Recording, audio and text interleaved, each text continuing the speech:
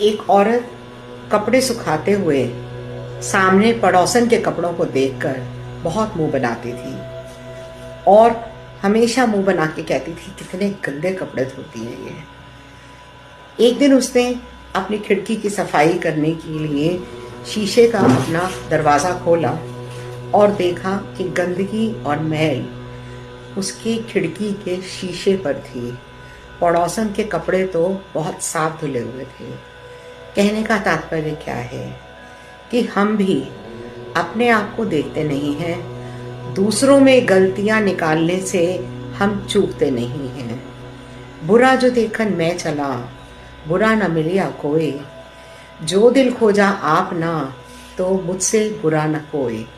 अभिप्राय यही है, पहले खुद को देखें, दूसरों में गलतियां तो दिखेगी ही नहीं, अपने आप मिट जाएंगी।